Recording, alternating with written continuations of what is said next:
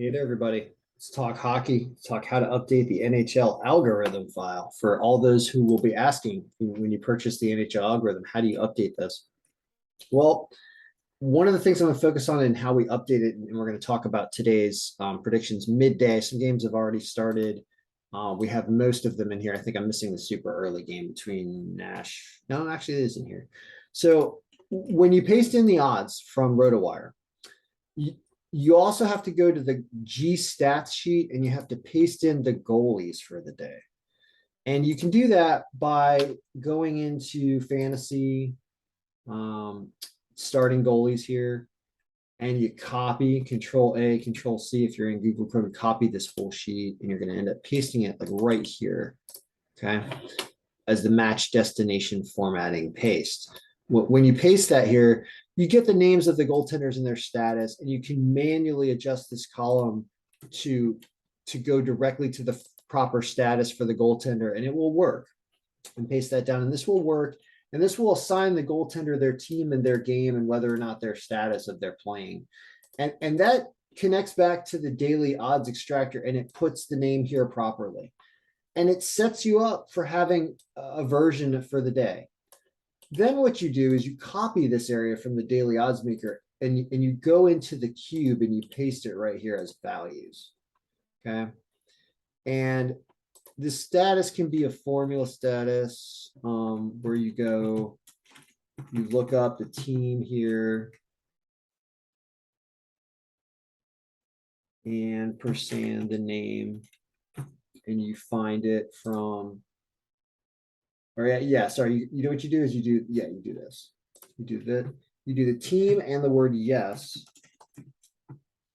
and you find that right here, and this is the 1, 2, 3, 4, 5, fifth column over. That should work. Yeah, and for games today, it will put the proper status in there. So what you've just done is and you'll get the version of the file with the formulas in here like this, is you've got predictions now. This is a projected score formula that's dynamic. You don't have to do anything here. You just have to paste the number, the day down, and you're done. And if you're not doing any other player stat work or goalie stat work for the day, you're done. One thing I had to do is I had to add Magnus Hellberg into the matrix for today because he wasn't in here yet. He's the new Ottawa goaltender. One of them are trying out or whatever. And so in order to get him to work, he wasn't in the matrix yet. Every player has to be in the matrix on a correct team. He wasn't in here, so he had to be added. And that was the only thing that prevented this thing from working right away. And so your cube is good. And now we go to refresh the results pivot. And you can see yesterday it went 3 and 2. But we're talking about today.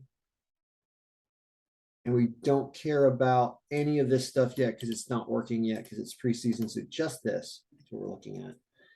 And you've got projections, right? So some of these games, yeah, I'm actually going to look at scores.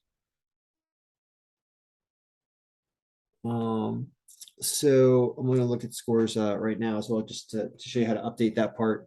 It's 2-2 Nashville versus San Jose, and Chicago St. Louis is 0-2. So you have to go back to the cube, and you're going to go in the final result column.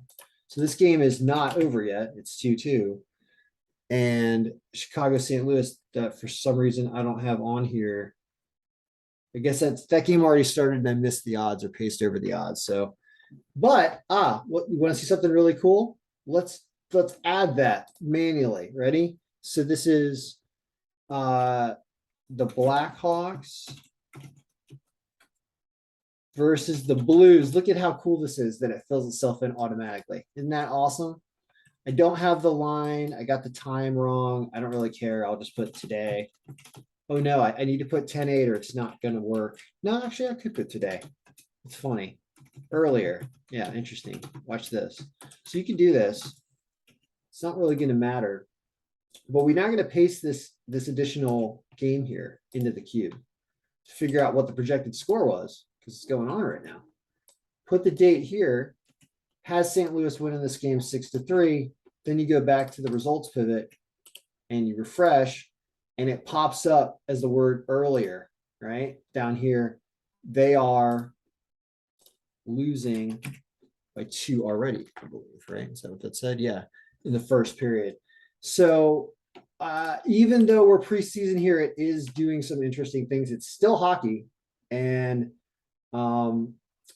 yeah, like you're starting to see that like Chicago's losing a lot of games. Montreal has not won a game, but Hellberg's rating's bad, so expect goals, right? Although Jake Allen's not necessarily that bad, but man, like over in this game because of the goaltending.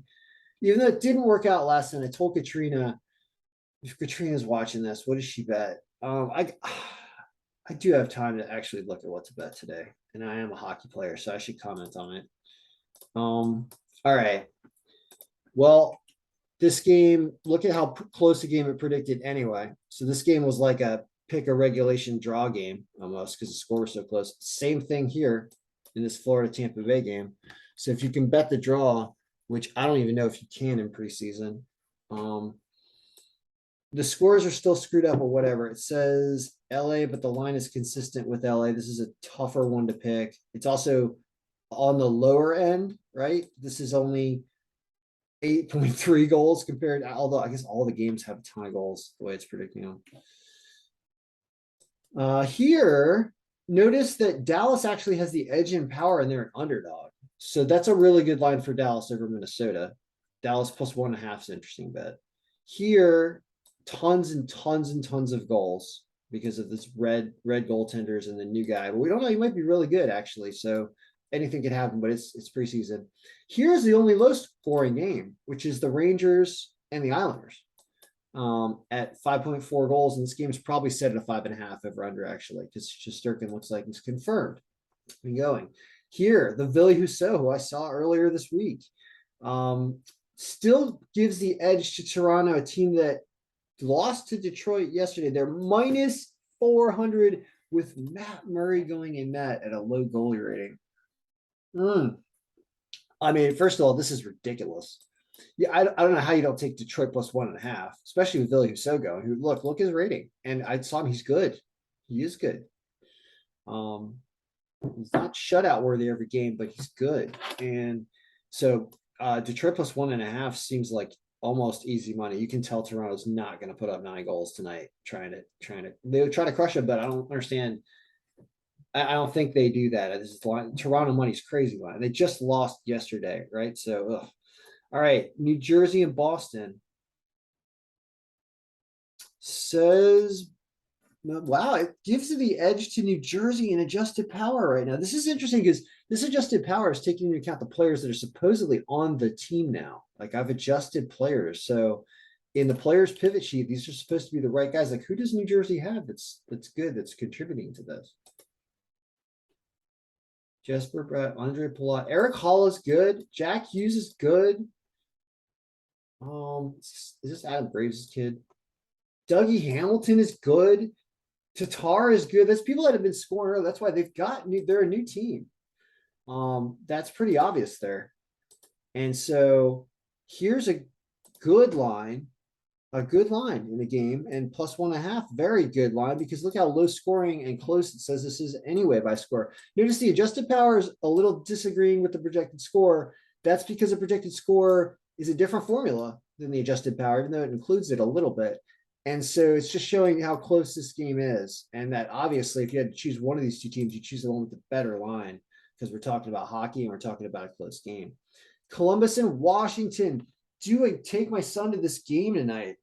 Do that. I don't want to do that again. I feel like I'm overdoing preseason, and I'm sure the tickets are going to be more expensive tonight because it's a Saturday night. So I'm going to say no and watch this one if it's on television, which I don't think it is.